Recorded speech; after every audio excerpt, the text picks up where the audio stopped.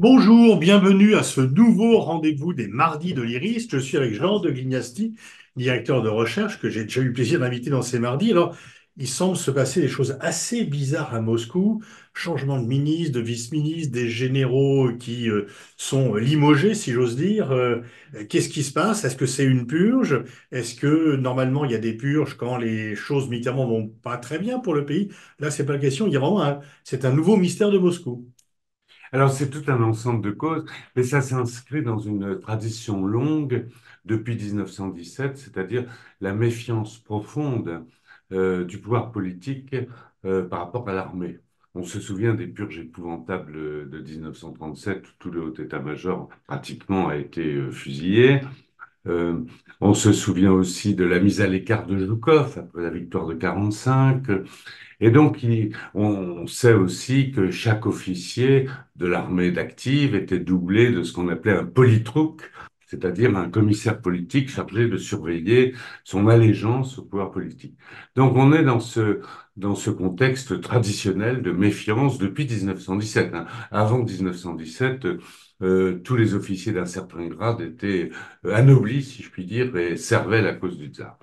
Donc, mais évidemment, comme tu le dis, là, il y a des circonstances particulières. Euh, On parle de corruption alors, notamment. on parle de corruption. En fait, si on peut catégoriser, si j'ose dire, les évictions en trois. C'est-à-dire, d'une part, il y a les suites de l'affaire Prigogine. Il ne faut pas oublier que la mutinerie qui aurait pu virer au coup d'État de Prigogine a été un traumatisme profond pour tout Oui, mais que, l'establishment. en même temps que Poutine avait laissé faire, c'est Poutine qui, au départ, a couvert Prigojine contre l'armée. Au départ, oui, mais Oui, après, ça lui évidemment, a il s'en est échappé. mordu les doigts.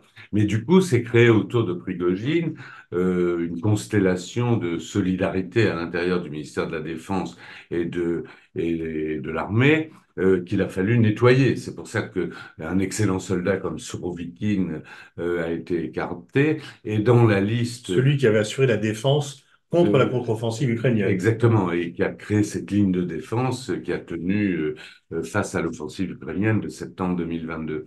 Un autre d'ailleurs, ce sont tous de glorieux soldats. Ivan Popov, qui là vient d'être déposé, avait aussi critiqué fortement Shoigu.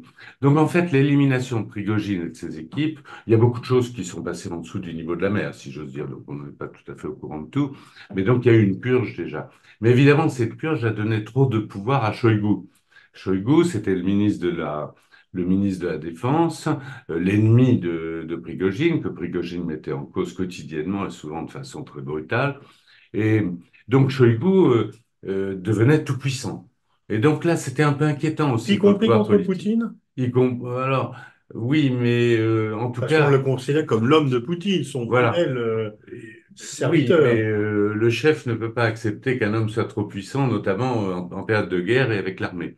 Et puis à l'intérieur de l'armée, Shoigu s'est fait énormément d'ennemis. Donc il y a eu, donc Shoigu a été honorablement déplacé puisqu'il est maintenant président enfin secrétaire du Conseil national de sécurité. En fait, il en assure la présidence en dehors de Poutine, ce qui est un poste assez important puisqu'il coordonne en fait l'ensemble des forces de sécurité, y compris le FSB, le ministère de la Défense, le service secret, le ministère des Affaires étrangères.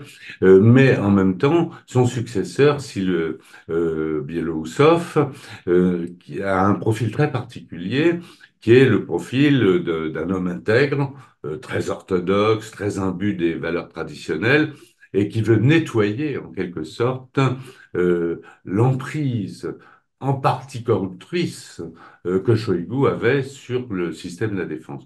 Donc, en dehors de la première catégorie, lutte de clans suite de Prigogine, il y a aussi une deuxième catégorie de personnes évincées qui sont les corrompus. Alors là, les corrompus, il y a le directeur des marchés publics, le général Verteletsky, il y a le général qui s'occupait des communications, dont il est apparu qu'il avait truqué certains appels d'offres et s'était servi au passage, et quelques autres. Donc ça, c'est... C'est une vraie lutte contre la corruption où en fait on se sert de la lutte contre la corruption pour éliminer ceux qui gênent. Alors, je pense que les deux aspects sont réels. On a profité de la corruption. Comme tu le dis, c'est une accusation traditionnelle quand on veut se débarrasser de quelqu'un. Mais là, en l'occurrence, il y a l'impératif de la guerre.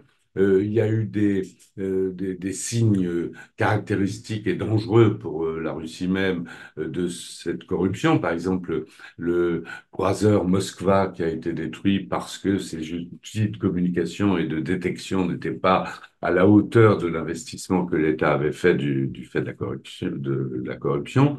Donc, et puis il y a aussi le fait qu'un nouveau ministre arrive, qui veut imprimer sa marque sur le pouvoir, sur le ministère de la Défense, sur l'armée, et il élimine, sous l'accusation évidemment de corruption, mais c'est facile et souvent justifié, une partie des équipes de Shoigu. Et puis il y a une dernière catégorie qui est plus classique et conforme à la situation de guerre, c'est la catégorie des incompétents. Et là, Ahmedov, qui est explicitement évincé pour cause d'erreurs tactiques et de pertes graves sur le champ de bataille, et quelques autres. Cette opération ne fait que commencer. Elle va continuer à bas bruit, et je pense que le nouveau ministre de la Défense va installer ses équipes sous le signe de l'honnêteté, du travail, etc. Bien sûr. Mais est-ce que à force, ça risque pas de créer un climat délétère?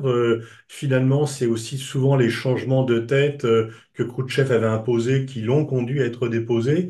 Donc, à force de faire tourner les têtes, est-ce que Poutine, est-ce qu'il conforte la sienne ou est-ce qu'il la met en danger?